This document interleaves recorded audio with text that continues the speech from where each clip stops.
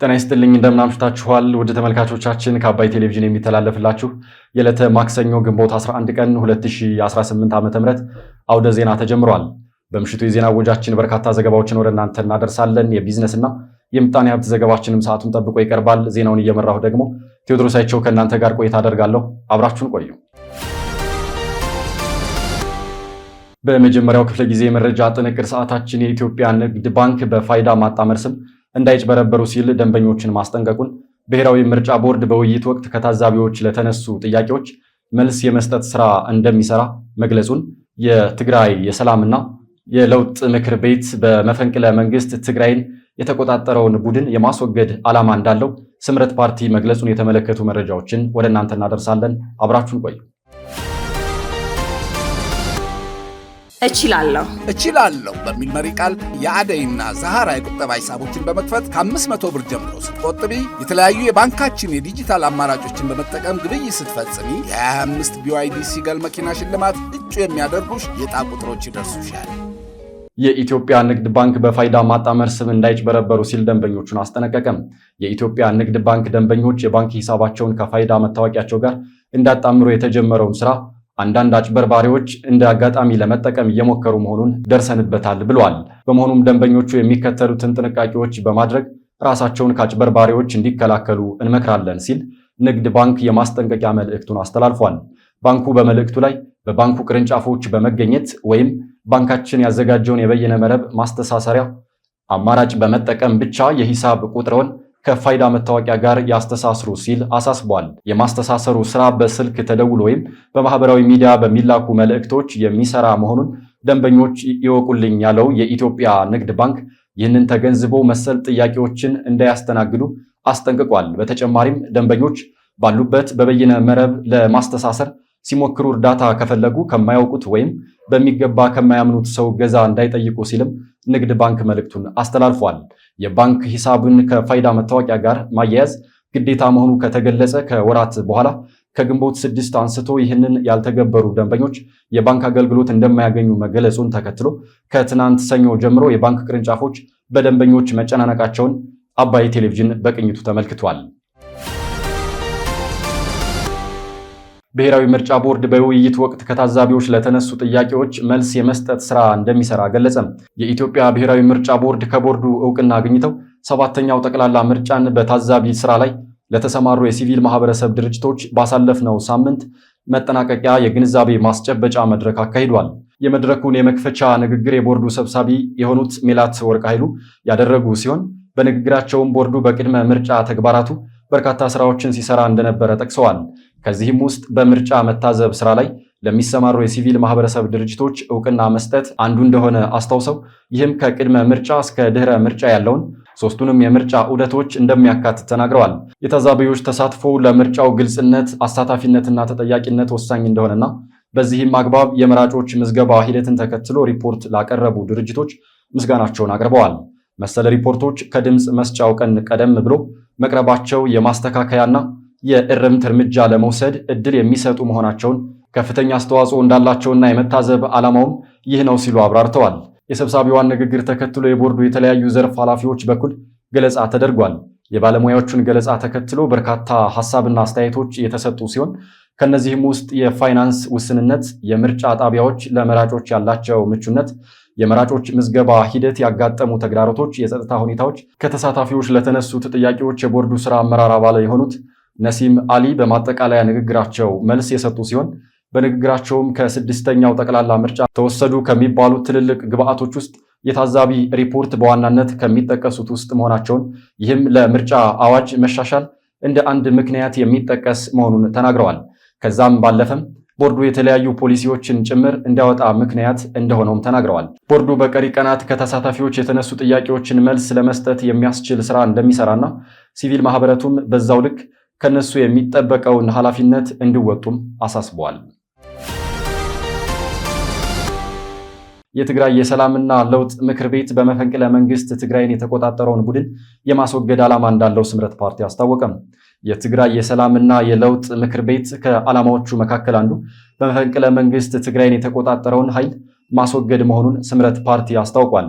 የፓርቲው የሚዲያና ኮሚኒኬሽን አስተባባሪ የሆኑት ብርሃነ ገብረኢየሱስ የለውጥ ፈላጊዎች እንቅስቃሴ የተባለ ኃይል ከተለያዩ ፓርቲዎች፣ ታዋቂ ግለሰቦችና ተጽዕኖ ፈጣሪዎች ተውጣቶ በትግራይ መሰረታዊ ለውጥ ለማምጣት ላለፉት 7 ወራት ሲሞከር እንደነበረም ለቢቢሲ ተናግረዋል። እነዚህ የለውጥ ፈላጊዎች በምርጫ ቦርድ እውቅና ያገኙ 4 ፓርቲዎች እንዲሁም ታዋቂ ሰዎች መሆናቸውን ጨምረው ገልጸዋል። ስምረት ፓርቲን ጨምሮ በትግራይ ክልል ተመዝግበው የሚንቀሳቀሱት ባይቶና፣ አረና ትግራይ፣ ትንሣኤ ሰብዓ እንደርታና ሌሎች የፖለቲካ ፓርቲዎች እንዲሁም ሲቪል ማህበረሰቦች በጋራ በመሆን የትግራይ ሰላምና ለውጥ ምክር ቤትን ማቋቋማቸው ተገልጿል። ካሁን በኋላ የትግራይን ህዝብ አሁን ባለበት ሁኔታ ረጅም ጊዜ መሄድ አይችልም ያሉት አቶ ብርሃነ በመልካም አስተዳደር፣ በጸጥታ እጦት፣ በስራ አጥነት ጠቅላላ ክልሉ ምስቅልቅል ውስጥ መሆኑን ተናግረዋል። እሁድ ዕለት በአዲስ አበባ በይፋ የተቋቋመው ምክር ቤት የትግራይ ህዝብ በዚህ ደረጃ ረጅም ጊዜ መቆየት የለበትም ብሎ እንደሚያምን ተናግረው ያ ካልሆነ ግን የለውጥ ፈላጊው በሚያደርገው እንቅስቃሴ ጊዜው ሊያጥርም ሊረዝምም በሚችልበት ሁኔታ ለውጥ ለማምጣት እንደሚሰሩ ተናግረዋል። ምክር ቤቱ በክልሉ በመፈንቅለ መንግስት ስልጣን የያዘውን ቡድን በአጭር ጊዜ ከትግራይ ህዝብ ጫንቃ ማስወረድ ዓላማው እንደሆነም ተናግረዋል።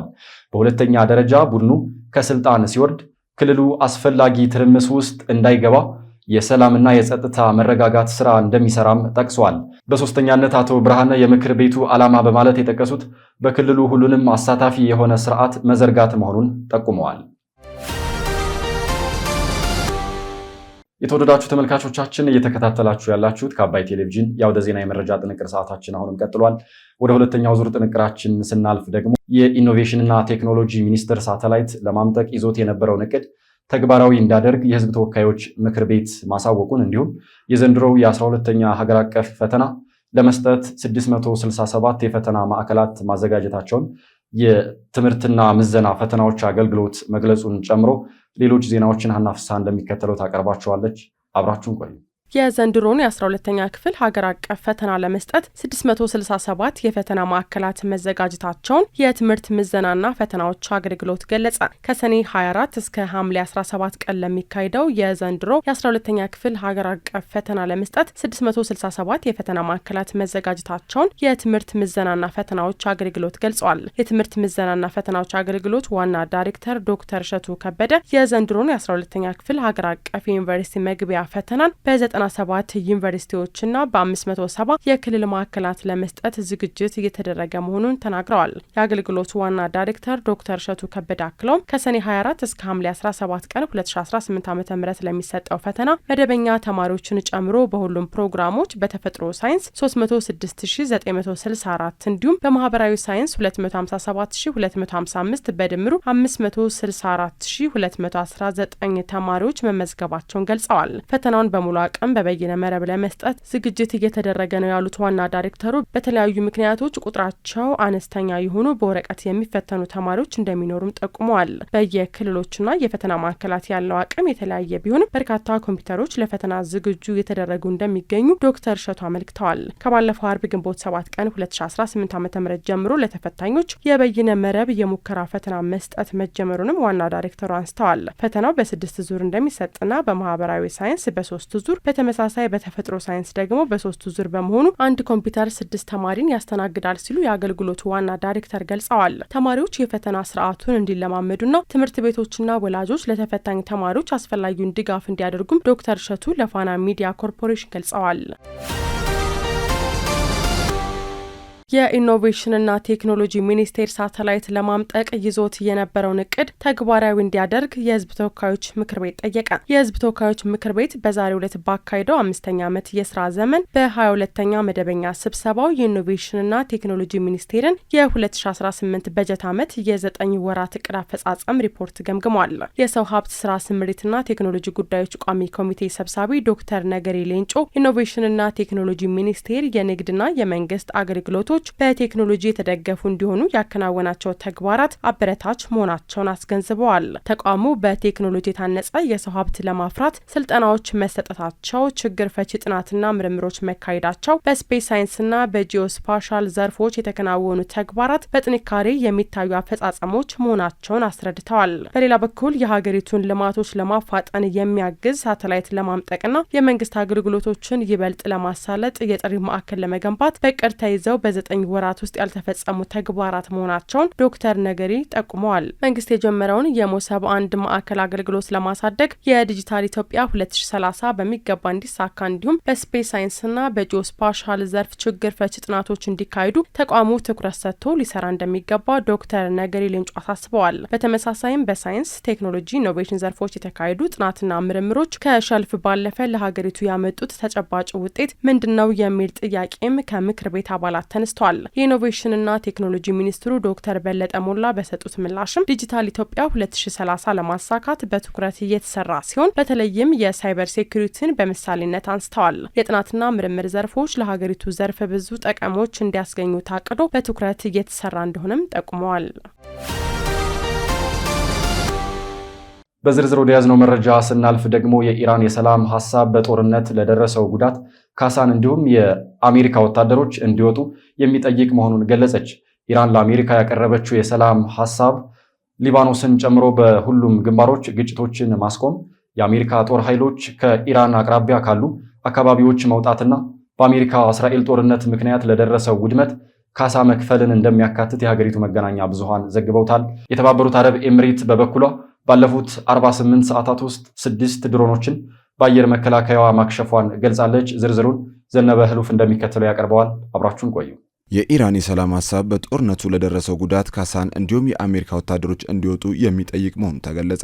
ኢራን የሰላም ሐሳቡ የጦርነት ጉዳት ካሳንና የአሜሪካ ጦር መውጣትን እንደሚያካትት አስታውቃለች። ቴህራን ለአሜሪካ ያቀረበችው የቅርብ ጊዜ የሰላም ሐሳብ ሊባኖስን ጨምሮ በሁሉም ግንባሮች ግጭቶችን ማቆም፣ የአሜሪካ ጦር ኃይሎች ከኢራን አቅራቢያ ካሉ አካባቢዎች መውጣትንና በጦርነቱ ምክንያት ለደረሰው ውድመት ካሳ መክፈልን ያካትታል ብላለች። ቴህራን ለአሜሪካ ያቀረበችው የቅርብ ጊዜ የሰላም ሐሳብ ሊባኖስን ጨምሮ በሁሉም ግንባሮች ግጭቶችን ማቆም፣ የአሜሪካ ጦር ኃይሎች ከኢራን አቅራቢያ ካሉ አካባቢዎች መውጣትንና በአሜሪካ እስራኤል ጦርነት ምክንያት ለደረሰው ውድመት ካሳ መክፈልን እንደሚያካትት የመንግስት መገናኛ ብዙሃን በዛሬው ዕለት ዘግበዋል። የኢራን ምክትል የውጭ ጉዳይ ሚኒስትር ካዜም ጋሪባባዲ ስለ ሰላም ሐሳቡ በሰጡት የመጀመሪያ አስተያየት ቴህራን ማዕቀቦች እንዲነሱ፣ የታገዱ ገንዘቦች እንዲለቀቁና አሜሪካ በሀገሪቱ ላይ የጣለችው የባህር ላይ እገዳ እንዲያበቃ እንደምትፈልግ የኢርና የዜና ወኪል ዘግበዋል። በኢራን ዘገባዎች ላይ የተገለጹት ቅድመ ሁኔታዎች ትራምፕ ባለፈው ሳምንት ቆሻሻ በማለት ውድቅ ካደረጉት የኢራን የቀድሞ ጥያቄ ጋር ሲነጻጸር ብዙም ለውጥ ያላሳየ ይመስላል። ትራምፕ ትናንት ሰኞ ዕለት በሰጡት መግለጫ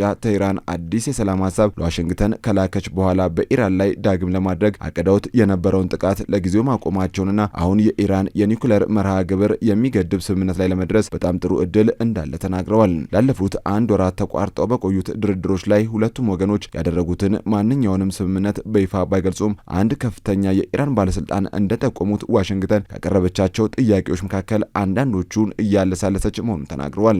ምንጩ እንደገለጸው አሜሪካ በውጭ ባንኮች ውስጥ ከሚገኘውና በአጠቃላይ በ10 ቢሊዮን የሚቆጠር ዶላር ከሚገመተው የታገደው የኢራን ገንዘብ ላይ 1/4ኛውን ለመልቀቅ ተስማምታለች።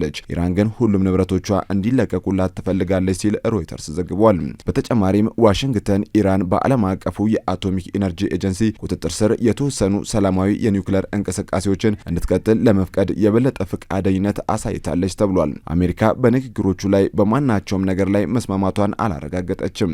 አንድ ስማቸው እንዳይጠቀስ የፈለጉ የአሜሪካ ባለስልጣን ድርድሩ በሚካሄድበት ወቅት ዋሽንግተን በኢራን ላይ የጣለችውን የነዳጅ ማዕቀብ ለማንሳት መስማማቷን በተመለከተ የኢራኑ ታስኒም የዜና ወኪል ያወጣውን ዘገባ አስተባብለዋል። የአሜሪካና የእስራኤል የቦምብ ጥቃት በሚያዝያ መጀመሪያ ላይ በተኩስ አቁም ስምምነት ከመቆሙ በፊት በኢራን ውስጥ በሺዎች የሚቆጠሩ ሰዎችን ገድሏል። እስራኤል በኢራን የሚደገፈውን የሂዝቡላ ታጣቂ ቡድን ለማደን በወረረችው የሊባኖስ ግዛት ውስጥ ተጨማሪ በሺዎች የሚቆጠሩ ሰዎችን የገደለች ሲሆን በመቶ ሺዎች የሚቆጠሩትን ደግሞ ከቀያቸው አፈናቅላለች። በኢራን በኩል በእስራኤልና በአጎራባች የባህረ ሰላጤው ሀገራት ላይ የተሰነዘሩት ጥቃቶች ደግሞ በደርዘን የሚቆጠሩ ሰዎችን ገድለዋል።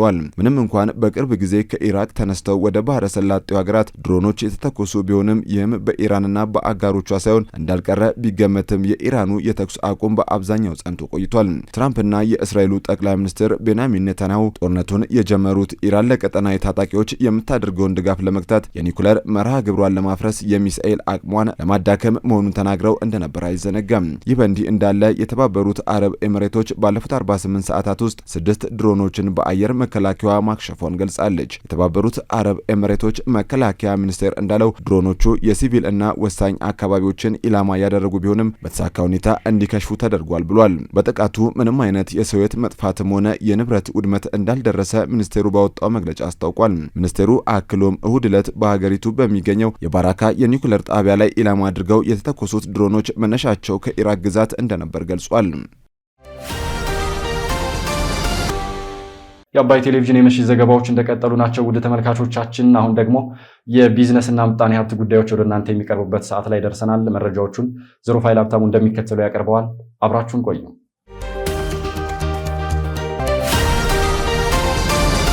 ብሔራዊ ባንክ የ500 ሚሊዮን ዶላር ልዩ የውጭ ምንዛሪ ጨረታ ውጤትን ይፋ አደረገ። የኢትዮጵያ ብሔራዊ ባንክ ዛሬ ግንቦት 11 ቀን 2018 ዓ.ም ባካሄደው ልዩ የውጭ ምንዛሪ ጨረታ 500 ሚሊዮን የአሜሪካን ዶላር ለተጫራቾች ማሰራጨቱን አስታውቋል። ብሔራዊ ባንክ ይፋ ባደረገው መግለጫ መሰረት በዕለቱ የቀረበውን የውጭ ምንዛሪ ጨረታ ላይ ለመሳተፍ ባንኮች ከፍተኛ ፍላጎት ማሳየታቸው የተገለጸ ሲሆን አጠቃላይ የቀረበው የባንኮቹም የግዢ ፍላጎት መጠን 1.06 ቢሊዮን የአሜሪካን ዶላር ደርሶ እንደነበርም ተገልጿል። ይህም የቀረበው ፍላጎት ባንኩ ካዘጋጀው የገንዘብ መጠን በላይ መሆኑም ተጠቁሟል። በጨረታው ዝርዝር ውጤት ላይ እንደተመለከተው አጠቃላይ የቀረበው የገንዘብ መጠን 500 ሚሊዮን ዶላር ሲሆን የቀረበው አጠቃላይ የፍላጎት መጠን ደግሞ 1.06 ቢሊዮን ዶላር መሆኑን ባንኩ አስታውቋል። የአሸናፊዎች አማካኝ ዋጋ 1 ዶላር በ159 ብር ከ98 ሳንቲም፣ የመጨረሻው የማሸነፊያ ዋጋ 1 ዶላር በ159 ብር ከ62 ሳንቲም፣ ከፍተኛ የቀረበው ዋጋ 1 ዶላር በ160 ብር ከ90 ሳንቲም እንዲሁም ዝቅተኛው የቀረበው ዋጋ 1 ዶላር በ157 ብር ከ30 ሳንቲም መሆኑም ተገልጿል። በዚህ ጨረታ ላይ በአጠቃላይ 30 ባንኮች መሳተፋቸው የተገለጸ ሲሆን ከነዚህም ውስጥ 14ቱ ባንኮች ጨረታውን አሸንፈው የውጭ ምንዛሪ ተጠቃሚ መሆን መቻላቸውን የብሔራዊ ባንክ መግለጫም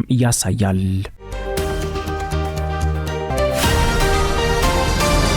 የኳታሩ ኩባንያ በኢትዮጵያ በ12.5 ቢሊዮን ዶላር በሚገነባው የቢሾፍቱ ዓለም አቀፍ አውሮፕላን ማረፊያ ፕሮጀክት ላይ ለመሳተፍ ማቀዱ ተዘገበ።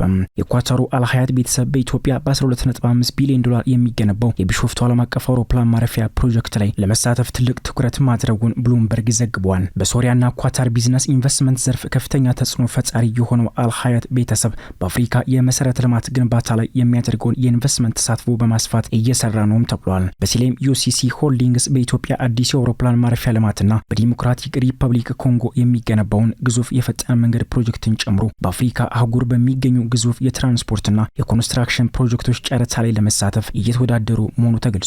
አልሀያት ቤተሰብ ሊሳተፍበት ያቀደው ይህ ግዙፍ የኢትዮጵያ አውሮፕላን ማረፊያ ፕሮጀክት እያደገ የመጣውን የመንገደኞች ፍላጎት ለማሟላትና የአዲስ አበባን ቀጠናዊ የትራንዚት መግቢያነት ሚና ይበልጥ ለማጠናከር ታስቦ ነውም ተብሏል። በጥር ወር 2018 የተጀመረው ይህ ግዙፍ የኢትዮጵያ አውሮፕላን ማረፊያ ፕሮጀክት የመጀመሪያው ምዕራፍ ግንባታው ሲጠናቀቅ 60 ሚሊዮን ተሳፋሪዎችን የማስተናገድ አቅም እንደሚኖረው ታቅዶ የሚገነባ ሲሆን ፕሮጀክቱ ሲጠናቀቅ በአህጉሪቱ ትልቅ የአቪዬሽን መሰረተ ልማት አንዱ እንደሚሆን መገለጹም ይታወሳል።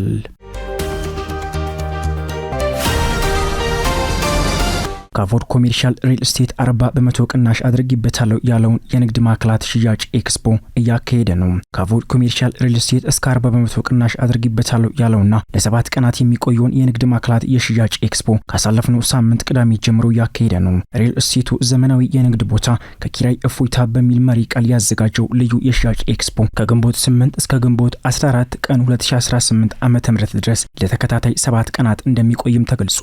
በዚህ የ7 ቀናት የኤክስፖ ቆይታ ደንበኞች እስከ 40% የሚደርስ ከፍተኛ የዋጋ ቅናሽ እንደሚያገኙበትም ተመላክቷል። በሁሉም የኢኮኖሚ ደረጃ ላይ የሚገኙ ነጋዴዎች፣ ስራ ፈጣሪዎችና ድርጅቶች ምቹ የክፍያና የባለቤትነት አማራጮች እንደተዘጋጀና ደንበኞችም ያለምንም ተጓዳኝ ወጪ በቀጥታ ከአልሚው ድርጅት ጋር በመወያየት የሱቅና የቢሮ ባለቤት መሆን እንደሚችሉም ተገልጿል። ካቮድ ኮሜርሻል በ4 ዓመታት ውስጥ 20 ግዙፍ የንግድ ማዕከላትን በአዲስ አበባ ለመገንባት ማቀዱ የተገለጸ ሲሆን በአሁኑ ወቅትም የ3ቱ ግንባታ ተጀምሮ የተፋጠነ ይገኛል ነው የተባለው። የተጀመረው። አራተኛው ሞል ደግሞ በሰኔ ወር በመሃል መርካቶ ግንባታው በይፋ እንደሚጀመርም ተገልጿል። የካቦድ ኮሜርሻል ሪል ስቴት ዋና ስራ አስፈጻሚ አቶ የምወድ ታደለ ሪል ስቴቱ በአዲስ አበባ በሽሮ ሜዳ፣ በካሳንቺስ፣ በመገናኛና በመርካቶ ግዙፍ የንግድ ማዕከላትን ለመገንባት አቅዶ እየሰራ እንደሚገኝ ተናግረው ስለሚገነቡት የንግድ ማዕከላትም ተከታዩን ብለዋል። የንግድ ሞሎቹ እየተገነቡ ያሉባቸው ስፍራዎች ለተጠቃሚው ማህበራዊ ትስስር ምቹ የሆኑ ለንግዱ ማህበረሰብ ደግሞ ተመራጭና አይን የሆኑ አካባቢዎች ላይ የሚገነቡ መሆናቸው ተፈላጊ ያደርጋቸዋል። በሽሮ ሜዳ፣ በካሳንቺስ፣ በመገናኛና በመሃል መርካቶ ላይ የሚገነቡት የንግድ ማዕከላት በዋቢነት የሚጠቀሱ ናቸው። ሁለተኛ፣ ከህንፃዎቹ ከመሬት በታች የሚገነቡት ምቹና በቴክኖሎጂ የታገዙ የባስ የታክሲና የሜትር ታክሲ ተርሚናል ያላቸው መሆኑ። ለምሳሌ ያህል በሽሮ ሜዳ የሚገነባው ህንፃ ስያሜ ጥበብ ሞል ሲሆን ከመሬት በታች 5 ወለሎች ያሉት ሲሆን 3ቱ የባስና የታክሲ ተርሚናሎች ናቸው። መገናኛ ላይ እየተገነባ ያለው ህንፃ ስያሜ ካር ሞል ሲሆን በተመሳሳይ ሁኔታ 3 ወለሎች ከመሬት በታች ያሉት ሲሆን ከዚህ ውስጥ 2 ወለሎች ደረጃቸውን የጠበቁ በ5 መውጫና መግቢያ በሮች የተሳለጡ የባስና የታክሲ ተርሚናሎች ናቸው። ይህም ተጠቃሚውንና ነጋዴውን በአንድ ስፍራ ለማገናኘት ምቹ ያደርገዋል። ለዚህም ነው የንግድ ማዕከላትን ከነገበያው እንገነባለን የምንለው። ሶስተኛ፣ ዘርፍ ተኮር መሆናቸው። የካቦድ ኮሜርሻል ሪል ስቴት ዋና ስራ አስፈጻሚ በአሁኑ ወቅት ግንባታቸው የተጀመሩ ፕሮጀክቶች በአንድ ዓመት ውስጥ ጊዜ ውስጥ ተጠናቀው ለነጋዴዎች እንደሚተላለፉም ተናግረዋል። የንግድ ማዕከላቱ በውስጡ ስላካተታቸው አገልግሎቶች ያከፋፈል ሁኔታውን በተመለከተ ይህንን ብለዋል። ለምሳሌ ጥበብ ሞል የኢትዮጵያ የጥበብ እጆች ስራ የሚታይበት ለቅይጥ ዓላማ የሚውል ህንፃ ሲሆን ካር ሞል ላይ ከሚገነባው ወለል 3 ወለሎች የመኪና ሾሩሞች ናቸው። በተጨማሪም በየወለሉ ከገበያነት ባለፈ ልዩ ልዩ የቤተሰብ መዝናኛዎችን ያካተቱ ሾፒንግ ማዕከላት ናቸው። አራተኛ፣ በፈጣን የግንባታ ሂደት ላይ ያሉ መሆናቸውና በአንድ ዓመት ጊዜ ውስጥ የሚያልቁ መሆናቸው በተጨባጭ ግንባታው በመከናወን ላይ ያለ መሆኑ። አምስተኛ፣ የንግዱ ማህበረሰብ በሚፈልገው ስፋት የመምረጥ ዕድል የሚያገኝባቸው መሆናቸው። የአከፋፈል ሁኔታው ምቹ በመሆኑ በረጅም ጊዜ መርሃ ግብር የተከፋፈለ መሆኑ። ለምሳሌ ትንሹ 10 በመቶ ቅድመ ክፍያ በመፈጸም ቀሪውን በሂደት መክፈል የሚችልበት ስርዓት የተመቻቸ መሆኑ። ከዚህ በተጨማሪ ለ7 ቀን ብቻ የሚቆይ እስከ 40 በመቶ የሚደርስ ቅናሽ እና ከ5 በላይ ልዩ ልዩ ምቹ የአከፋፈል አማራጮች የተዘጋጁላቸው መሆኑ እነዚህም የንግድ ማዕከላት መያዝ የብልህ ውሳኔ ያደርገዋል። ስትከታተሉት የነበረው የዕለተ ማክሰኞ ግንቦት 11 ቀን 2018 ዓ.ም ከአባይ ቴሌቪዥን የአውደ ዜና የመረጃ ጥንቅር ሰዓታችን ይህንን ይመስል ነበር። አብራችሁን ስለነበራችሁ ከልብ እናመሰግናለን። በያላችሁበት መልካም ምሽት።